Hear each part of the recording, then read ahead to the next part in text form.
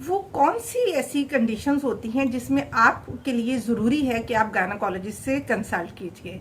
बहुत सी ऐसी ख़वातीन में प्रॉब्लम्स हैं जिन्हें वो पोस्टपोन करती रहती हैं, लिंगर ऑन करती रहती हैं, बर्दाश्त करती हैं, जो बाद में सीरियस कॉम्प्लिकेशंस की सूरत में सामने आती हैं।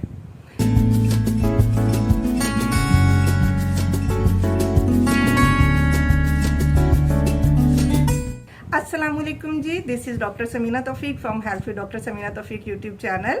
आज हमने आपके लिए जो ख़ास वीडियो बनाई है हमारी ख़वातीन के लिए, हमारी टीन एज की बच्चियों के लिए, सेक्सुअली एक्टिव गर्ल्स के लिए ये वीडियो बनाई गई है ताकि आप लोगों को मालूम हो सके कि वो कौन कौन सी ऐसी अलामतें हैं अगर आपकी बॉडी में वो पाई जाएँ तो आपको फ़ौरन गायनेकोलॉजिस्ट को कंसल्ट करना चाहिए। और इन प्रॉब्लम्स में अगर आप लापरवाही बरतती हैं तो सीरियस किस्म की कॉम्प्लिकेशंस आ सकती हैं। तो सबसे पहले हम बात करेंगे मेंस्ट्रुअल साइकिल के बारे में। एक नॉर्मल मेंस्ट्रुअल साइकिल मिनिमम 21 दिन, मैक्सिमम 35 दिन तक होता है। ये साइकिल 21 से 35 दिन के दरमियान में होता है। अगर किसी बच्ची में, किसी खातून में ये साइकिल, ब्लीडिंग का ये पीरियड 21 दिन से पहले दोबारा रिपीट हो जाता है, यानी एक महीने में दो बार पीरियड्स हो रहे हैं, तो उसे गायनेकोलॉजिस्ट को कंसल्ट करना ज़रूरी है। या यही पीरियड 35 से 40 या 45 दिन तक चला गया, लंबा पीरियड हो गया, तो उस सूरत में भी कोई ना कोई हार्मोनल प्रॉब्लम है, आपको गायनेकोलॉजिस्ट को कंसल्ट करना ज़रूरी है। लेकिन अगर आपका मेंस्ट्रुअल साइकिल 21 दिन से 35 दिन के दरमियान फॉल कर रहा है तो ये एक नॉर्मल मेंस्ट्रुअल साइकिल है, आप बिल्कुल नॉर्मल है। इस सूरत में आपको डॉक्टर को कंसल्ट करने की ज़रूरत नहीं है।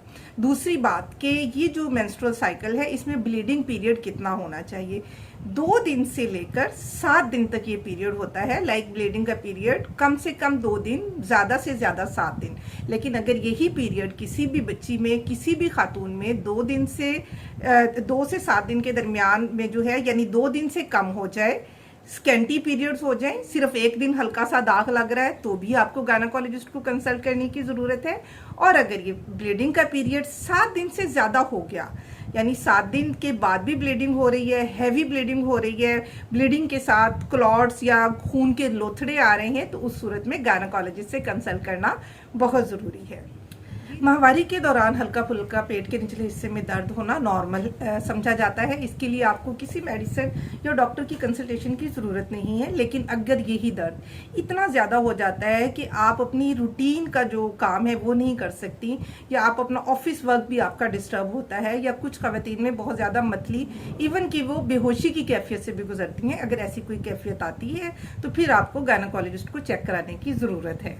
इसी तरह से अगर आप प्रेगनेंसी प्लान कर रहे हैं तो ये बहुत ज़रूरी है कि आप गायनेकोलॉजिस्ट से कंसल्ट करें, क्योंकि प्रीनेटल, हमल होने से पहले कुछ टेस्ट कराए जाते हैं। लाइक खून की कमी तो नहीं है, या आपके खून में शुगर की मिकदार तो ज़्यादा नहीं है, या आप ओवरवेट तो नहीं है। ये तमाम चीज़ें अगर हमल से पहले ही एड्रेस कर ली जाएँ या उनको कंट्रोल कर लिया जाए तो फिर एक हेल्दी प्रेगनेंसी का अमल बहुत ही स्मूथ तरीके से चलता है। जिस तरह से आप हमल प्लान कर रही हैं आपको गायनेकोलॉजिस्ट से कंसल्ट करने की ज़रूरत है। इसी तरह से अगर आप चाहती हैं कि हमल ना हो, या आप वक्फा चाहते हैं, तो इसके लिए भी आपको गायनेकोलॉजिस्ट से कंसल्ट करना बहुत ज़रूरी है, ताकि आपकी सेहत और आपकी जिस्मानी हैयत के मुताबिक आपको कॉन्ट्रासेप्शन या माने हमल अद्वियात, जो कि टैबलेट हैं, इंजेक्शन हैं, आयुसीडीज़ हैं या इम्प्लानॉन हैं, आपको एडवाइस की जा सके। आपको जब आपके मुताबिक प्रॉपर तरीके से एग्जामिनेशन, हिस्ट्री और टेस्ट के बाद कोई कॉन्ट्रासेप्शन बताया जाता है तो वो आपकी बॉडी को सूट करता है और आपको बिल्कुल नुकसान नहीं देता। लेकिन सुनी सुनाई बात पर या किसी भी चीज़ पर, किसी एक का यूट्यूब चैनल पर देखना या आपने फ्रेंड से पूछ लिया, तो इस सूरत में जो मेथड आप इस्तेमाल करते हैं वो आपके लिए कतई सेफ नहीं है। तो अगर आप प्रेगनेंसी में एक ख़ास मुद्दत का वक्फा चाहते हैं तो आपको गायनेकोलॉजिस्ट की ज़रूरत है। इसी तरह से अगर आपको पेशाब करते हुए पेशाब लीक हो जाता है, या आपका पखाना लीक होता है, या आप पखाने और पेशाब की कैफियत जब आपको प्रेशर होता है आप कंट्रोल नहीं कर पाते, तो उस सूरत में आपको गायनेकोलॉजिस्ट की ज़रूरत है। एक और कंडीशन है जो हमारे यहाँ ज़रा लेट एज में जो ख़वातीन 50 प्लस 60 प्लस है, उनको यूवी प्रोलैप्स या उनकी बच्चेदानी का गिर जाना या मसाने का गिर जाना, ये कंडीशन आती है जिसे आम ज़बान में कहते हैं जिस्म का बाहर आना। अगर आप में ये अलामत पाई जाती है तो उस सूरत में भी आपको गायनेकोलॉजिस्ट से चेक कराने की ज़रूरत है। दूसरी इम्पॉर्टेंट बात जो टीनेज की बच्चियों को बताना ज़रूरी है, डिस्चार्ज, जो वजाइनल डिस्चार्ज है, इसके बारे में बच्चियाँ बहुत परेशान होती हैं, क्या ये नॉर्मल है या एबनॉर्मल है। वजाइनल डिस्चार्ज अगर वाइट है, उसमें स्मेल नहीं है, कोई आपको इचिंग नहीं है, तो ये नॉर्मल है।